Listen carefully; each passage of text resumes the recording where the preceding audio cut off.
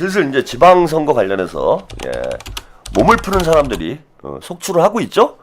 다음 주에 이제 우상호 정무수석이 사표를 낸다고 그래요. 뭐 다 알려진 바와 같이 그 강원지사 이제 출마를 할 것으로 이렇게 알려져 있었는데 다음 주에 이제 사표를 내고 바로 강원도로 우상호 정무수석은 출격을 한다라고 합니다. 그래서 강원지사 나서는 우상호, 후임에는 이거 꼭 비명 이런 걸 꼭 강조를 해야 됩니까? 홍익표 유력. 이게 참 잘하신 것 같아요, 인선을. 홍익표 그 전 원내대표가 지금 뭐 야인이기도 하고 뭐 서울시장 출마 얘기가 있긴 있었는데 이분이 이제 서울시장 출마해가지고 민주당 후보가 될 가능성도 높지 않고 뭐 참 괜찮으신 분인데 서울시장 나와가지고 뭐 그 당원들의 지지를 전폭적으로 받기는 좀 힘든 상황이고 지금 이제 분위기는 그쪽으로 좀 기울어져 있죠. 저기 그 뭡니까 저 정원호 구청장 쪽으로 서울시장 쪽은 많이 무게중심이 쏠려 있기 때문에 홍익표 전 의원이 전 원내대표가 할 일이 마땅치가 않은 그런 상황이 됐어요. 근데 이제 홍익표 원내대표가 상당히 이제 지적인 사람이고 지적으로 탁월한 능력을 가지고 있는 그런 분이고 인품이 좋아요. 그 우상호 정무수석이 이제 제가 술상무다 처음에 우스갯소리로 그런 말씀드렸는데 뭐 술상무 스타일은 아닌데 뭐 두루두루 관계가 나쁘지 않은 그런 관계이고 이건 이제 비명이다라고 중앙일보에서는 이제 강조를 했는데 이거 좀 주목해서 볼 필요가 있어요. 초대 정무수석이 우상호 386이죠. 그 다음에 2대 정무수석이 홍익표. 홍익표 의원은 임종석 지역구에서 이제 금배지를 달았어요. 그래서 임종석과 매우 가까운 사이입니다. 그 우상호 또 386의 지금 이제 대표 주자 중에 한 명이고, 그래서 우상호에 이어서 홍익표를 정무수석으로 임명을 한 건 저는 지금 386과 그 친명 뭐 그런 평가도 나오더라고요. 이재명 정부를 친명과 386의 연합정권이다. 뭐 그건 좀 과한 것 같고 연합정권이라는 표현은. 근데 386들이 사실은 그동안 좀 친문 쪽에 많이 기울어져 있고 비명 쪽에 많이 기울어져 있어서 우리 상당히 좀 불편하게 봤잖아요. 근데 우상호 정무수석을 임명을 할 때부터 저는 이거 좀 이거 주목해서 봐야 되겠다. 특이하다. 이런 생각을 했었는데 우상호 정무수석에 이어서 홍익표 정무수석을 임명을 하시는 걸로 봐서는 386 전체 다는 아니겠지만 386의 이제 상당수가 이재명 정부와 이제 손을 잡는 이런 구도가 지금 되어 있는 거 아닌가 이렇게 봐요. 그래서 386에 대해서 이제 부정적인 인식을 가지고 있는 분들이 많이 있는데 다 그런 건 아니에요. 그 몇 사람들 뭐 임종석을 비롯해서 그 뭐 몇 사람들이 그 사고 치고 다닌 거지. 또 386 정치인들 중에서도 나름 또 열심히 하시는 분들이 있어. 그래서 이제 어쨌건 친명 쪽의 인력풀이 경험이 부족해요. 친명 쪽이. 그럴 수밖에 없잖아요. 이재명 대통령님이 성남시장 경기지사를 거치면서 변방장수에서 일약 이제 대통령의 지위까지 올라갔고 친명 진영의 이제 가장 큰 문제는 인물이 없다라는 거예요. 인물이 제한적이라는 거예요. 그래서 뭐 7인회 이런 얘기 있었잖아. 다 해야 7명이야. 그러니까 7인회라고 그런 거예요.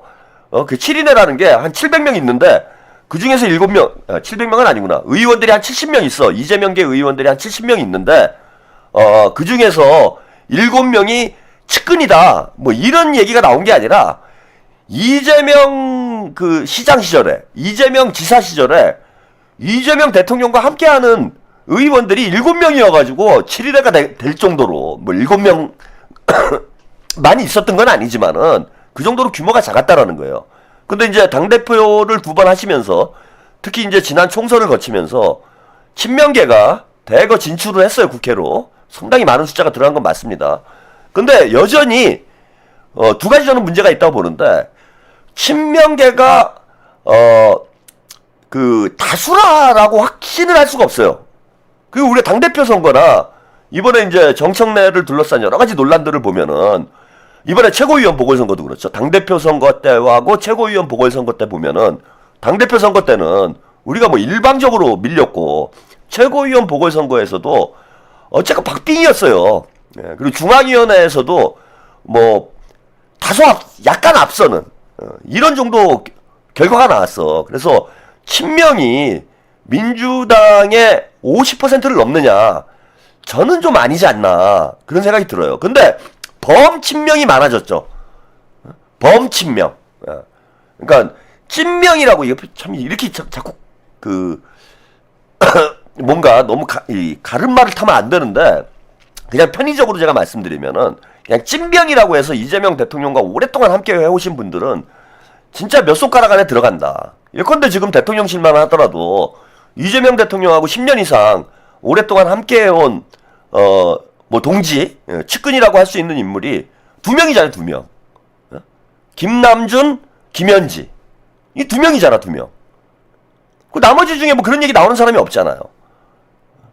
그 민주당 쪽으로 가도 사실 그 숫자가 많지 않을 뿐더러, 두 번째 문제는 뭐냐면은 경험이 부족해요.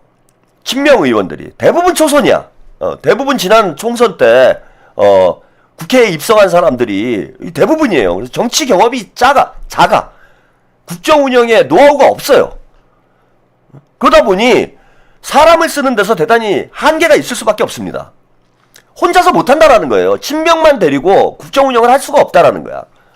근데 이제 친문이나 386 쪽은 어쨌건 집권 경험을 가지고 있는 거잖아요. 2번이나 386 쪽 같은 경우에는 그 노무현 때 이제 주권 세력으로 중심 세력으로 성장을 한 거고, 또 문재인 정부에서도 중심적 역할을 했고, 그래서 이재명 대통령님이 집권 경험이 있는 친문과 386에 도움을 받지 않을 수가 없는 상황이고, 친문들은 자꾸 딴 생각을 하니까 친문 쪽보다는 386 쪽에 조금 무게중심을 두고 있으신 거 아닌가. 그리고 민주당 내에서도 386 정치인들의 지금 숫자도 많고 영향력이 커요. 그러니까 우상호 정무수석이 있었으니까 그나마, 그 우상호 정무수석 말도 안 듣잖아, 정청래는. 우상호 정무수석이 나름 뭐 운동권 선배라고 해도 그 제대로 뭐 안 잡히잖아요. 그래서 우상호 정무수석이 뭐 계속 불만이었잖아. 그래서 당과의 어떤 소통력을 강화하는 데서도 이게 친명 뭐 의원이나 친명 출신 정치인을 정무수석을 세워가지고는 대통령실에서 당을 장악하는데 한계가, 뭐 장악이란 표현은 좀 그렇고, 당과 소통하는데 한계가 나타날 수밖에 없습니다. 그러다 보니까 좀 386 정치인들을 적극적으로 우리 대통령께서 저는 이제 등용을 하고 있는 게 아니냐. 그래서 이제 언론에서 그런 분석도 나오는 거예요. 친명과 386의 연합정권 형태다, 지금 인물들의 면면을 보면은. 예컨대 강훈식 비서실장도 386 막내예요. 운동권 출신이야. 동국대학교 총학생회장 출신입니다. 저보다 나이가 뭐 한두 살 어릴 거예요. 동국대학교 총학생회장 출신이에요. 그러니까 강훈식 비서실장을 처음 그래서 비서실장 임명을 했을 때 뭐지? 이렇게 생각하신 분들이 많았을 거야. 근데 지금 강훈식 비서실장이 일 잘하잖아요. 그죠? 그리고 김민석 총리는 뭐 386이라고 보기에는 좀 애매한 위치에 있긴 하지만, 김민석 총리도 운동권 출신인 건 맞잖아. 그래서 과거 우리가 이제 386이라는 어떤 세대 규정보다는 그 학생운동 출신들, 이른바 이제 민주당에서 보면 민평연계죠. 민평연계. 이걸 계파로 보면은 민평연계, 혹은 김근태계, 이쪽과, 근데 이해찬 총리 생각하시면 딱 여러분들이 감이 오실 거예요. 이해찬 총리는 친문이지만, 이재명 대통령을, 진짜 그, 물심양면으로, 도움을 주셨던 분이 이해찬 총리잖아요. 근데 이해찬 총리는 학생운동권, 이제 70년대 학생운동권이죠. 그러니까 민청학년 세대라고 얘기하는데, 흔히 민청학년 세대의 좌장이에요. 이해찬 총리가. 그 밑으로 민청학년 있고, 이 계보가 민청학년, 그 다음에 뭐 그 삼민투, 전대엽, 한총련, 이렇게 학생운동 계보가 이렇게 내려와요. 그래서 우리가 알고 있는 이제 원로 운동권 출신들, 예컨대 김근태 전 대표랄지, 이해찬 전 총리, 이런 분들이 이제 그 민청학년 세대들인 거지. 그리고 이제 삼민투 세대, 뭐 여기는 김민석 뭐 총리 정도 되는 이제 연배에 있는 분들이 삼민투 세대 뭐 송영길 대표 뭐 이런 분들 있잖아요. 예, 그리고 그 밑에 이제 전대협 세대가 우리가 흔히 얘기하는 이제 386인 거죠. 그래서 이 운동권 세력들이 사실은 지금 이재명 정부와 힘을 합쳐서 예, 지금 국정 운영을 해나가고 있는 저는 그런 상황이라고 봅니다. 그리고 이게 나쁘지가 않아요. 예? 뭐 여러분들 보시기에는 좀 우려하시는 분들도 있죠. 저 수박 아니냐, 비명계 아니냐 그러면서 이제 우려하시는 분들도 있는데 아까 말씀드린 대로 지금 친명 정치인들의 국회의원들의 숫자가 많지 않고 그리고 경험이 부족한 이런 상황에서 친명 인사들만 데리고 국가를 지금 이끌어갈 수가 없어요, 대통령께서. 그래서 더 경험 있는 이런 인재들을 계파를 무시하고 저는 뭐 계파 정치가 소멸됐다라고 보는데 여전히 이제 계파를 형성해가지고 자기 정치질하는 이런 세력들이 있죠. 그게 이제 문조털레지. 예? 문조털레, 청래당 여기 계파만 남아 있는 거예요. 그 나머지는 사실상 저는 계파가 소멸돼 가고 있는 과정이라고 봅니다. 나머지가 다 연합해가지고 국정 운영을 잘 하면 되는 거죠. 그런 차원에서 저는 이번에 그 홍익표 전 원내대표를 그 정무수석으로 우상호 정무수석의 이제 후임으로 아직 뭐 발표가 나온 건 아닌데 다음 주면은 이제 발표가 날 거라고 그래요. 예, 다음 주면은 거의 확정인 것 같고 발표가 날 것 같다고 그러는데 이재명 대통령께서 이거는 뭐 최선의 선택을 한 거라고 봅니다. 예, 당에 대한 그립력, 당에 대한 장악력을 더 높이고 당과의 소통을 더 긴밀히 하고 당정대 원팀으로 만들어가는 과정을 더 원활하게 하기 위해서 홍익표 의원과 같이 민주당 내에서 뭐 두루 평가가 좋고 예, 또 인품이 좋고 또 영향력이 있는 이런 분이 이재명 대통령님을 보좌하는 것 이건 뭐 큰 도움이 될 거라고 봐요. 자, 우상호 정무수석 얘기가 뭐 운동권 뭐 계보 얘기까지 해가지고 좀 길게 말씀을 드렸는데 그 우상호 정무수석뿐만 아니라 이제 슬슬 몸 푸는 이런 후보들이 나오고 있습니다. 예. 그 대통령실에서 지금 청와대에서 몸 푸는 후보들이 어떤 분들이 있는지 영상 뉴스 보도를 보시고 가겠습니다. 지방선거를 앞두고 이재명 정부가 청와대 정무라인 개편을 검토하고 있다고 밝혔습니다. 청와대 정무라인 개편해요? 뭐 그런 얘기들이 있습니다. 아무래도 지방선거를 예. 앞두고 있기 때문에 뭐 그런 이야기들이 나오고 있는 게 사실이죠. 우상호 청와대 정무수석의 후임으론 삼선의 민주당 원내대표까지 역임한 홍익표 전 의원, 김병욱 정무비서관 후임으론 재선을 지낸 고용진 전 의원 등이 거론되고 있는 상황입니다. 확정은 아니고요. 예. 네, 저희들이 검토하고 있는 단계 정도로 말씀을 드릴 수 있을 것 같습니다. 철원 출신인 우수석은 강원지사 선거에 출마하고 김 비서관은 성남시장에 도전장을 내밀 거란 전망이 많습니다.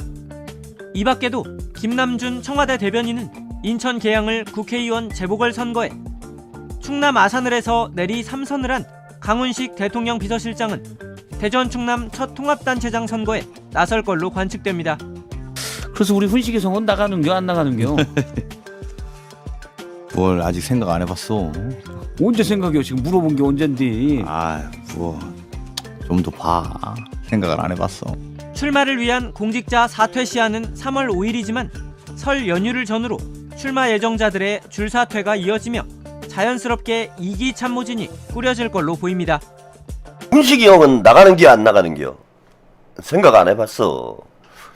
안 나간다는 얘기를 안 하죠? 예, 얼마 전에 그 재밌는 보도가 하나 나왔어요. 그 이재명 대통령님이 광주 전남 통합 문제 때문에 호남 지역 의원들하고 간담회를 했는데 그 자리에서 이제 우상호 정무수석이 본인은 이제 출마를 하는데 강훈식하고 김용범은 출마를 안 한다.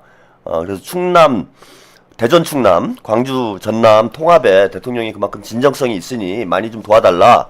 뭐 이런 얘기를 했다라는 보도가 나왔어요. 예, 그래서 이게 무슨 소린가 그랬는데 나중에 이제 우상호 정무수석이 이게 뇌피셜이라고 나는 그런 얘기 한 적 없다. 예, 그래서 그 보도 사실을 이제 부인을 했습니다. 예, 그래서 강훈식 비서실장하고 김용범 정책실장이 안 나온다 이거는 이제 사실이 아닌 거죠. 예, 사실이 아니다 이런 거고 안 나올 거면요. 난 대통령이랑 있을게요. 난 대통령 옆에 딱 붙을게요. 나 무기 팔아야 돼. 나 탱크 팔아야 돼요. 이렇게 얘기하죠. 그죠? 근데 아직 생각 안 해봤죠. 뭐 이렇게 답변하는 건 뭐냐면은 제가 볼 때는 나가는 쪽에 무게중심이 있다라고 봐야 돼요. 뭐 지금 단계에서 이제 방송 나와가지고 저 출마합니다. 그럼 뭐 난장판 되죠. 뭐 그럴 수는 없는 얘기고. 근데 이제 강훈식 비서실장이 생각 안 해봤죠. 뭐 이렇게 얘기하는 거는 예컨대 김민석 총리가 그러잖아요. 나 서울시장 안 나간다. 절대 안 나간다. 나 여론조사도 빼라. 그거 확실하잖아요. 그거는 그냥 안 나가는 거예요. 예. 그리고 나 당대표 문제와 관련해서는 근데 안 나간다는 얘기를 안 하잖아. 김민석 총리가. 예. 그 질문도 계속 나오고 있는데 김민석 총리한테 질문을 하면은 뭐 당이 뭔가 좀 변화가 필요하고 뭐 이런 정도 얘기를 해요. 안 나간다는 얘기를 안 해. 그 얘기는 나간다는 얘기인 거예요. 그죠? 서울시장은 무조건 안 나간다고 그러잖아. 근데 당대표를 물어보면은 당의 변화가 필요하고 저도 거기서 무슨 역할을 해야 되는지 진지하게 검토를 하고 있는 중이지만 아직 결론을 내렸다라고 말하기에는 너무나 이른 시점이라고 판단되는 이러한데 어려움이 있다라고 말할 수는 없다라고 저는 생각을 합니다. 이렇게 얘기하는 거예요. 정치인들은. 예? 그래서 이 정치평론가가 필요한 이유가 뭐냐면 이 정치인의 언어가 우리 일반인들의 언어하고는 다른 언어 세계에 있기 때문에 저 같은 사람이 그걸 해설을 해줘야 돼. 저게 무슨 뜻인지. 번역을 해줘야 되는 거예요, 번역을. 그래서, 김민석 총리가 그렇게 인터뷰를 한다라는 건, 저 당대표 나갑니다! 이런 얘기, 여러분들이 이해를 하시면 되고요. 그 다음에 강훈식 비서실장이, 아직 생각 안 해봤슈. 뭐, 이런 생각을 왜 안 해요, 뭐. 생각이 왜 없어? 사람이. 예? 아무 생각 없이 살아? 강훈식 비서실장은 머릿속에 탱크만 들었어? 비행기는 어디서 팔까? 뭐 이 생각만 해요? 그 생각을 안 한다는 게 말이 돼요? 한번 생각을 해보세요. 이렇게 막 언론에서 보도가 나오고 대전 충남 뭐 나오느니 많이 막 이런 얘기 계속 쏟아져 나오는데 무슨 어디가 뭐 모자른 사람이 아니고서야 그런 얘기 보도가 막 쏟아지는데 아무 생각을 안 하고 있어? 저는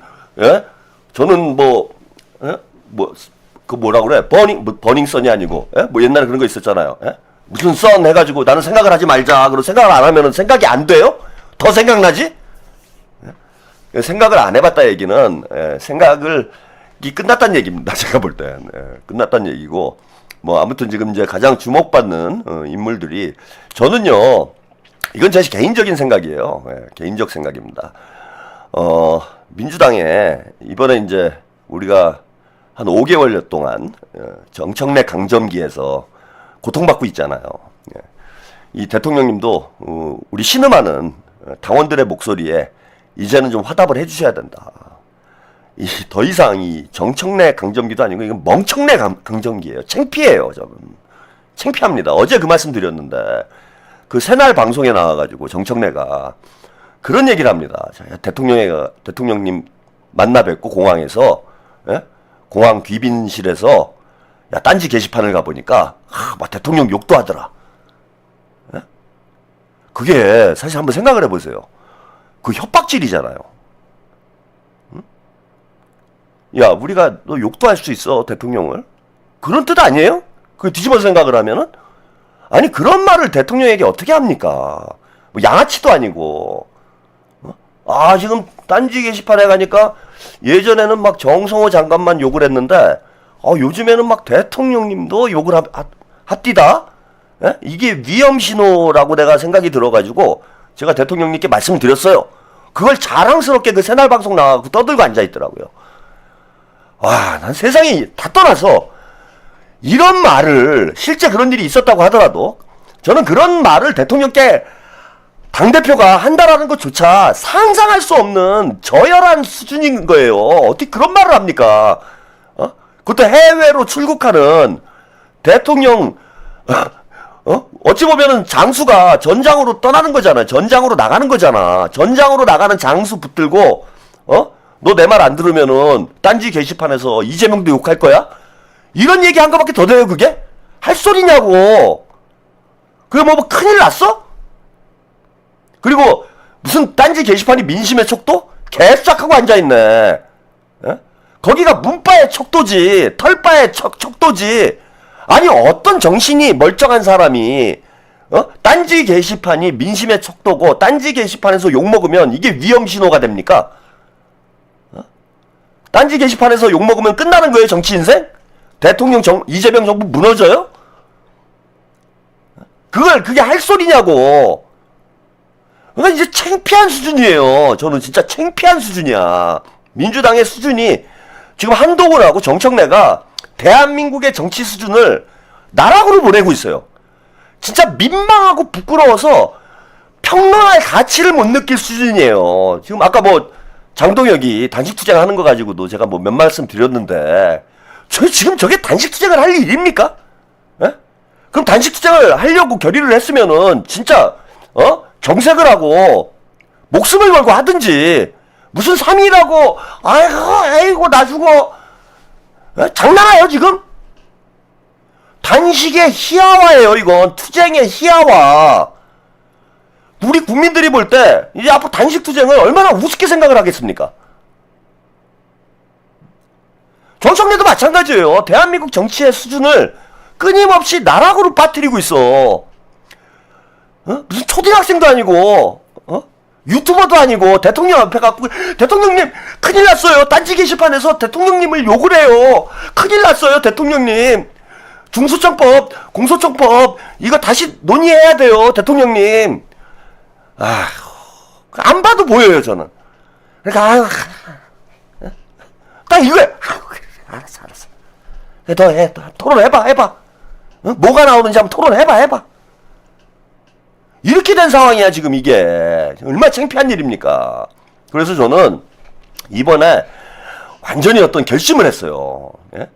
그 조털래는 민주당과 적어도 민주당에서 퇴출을 해야 돼. 퇴출 대상이야 이거는.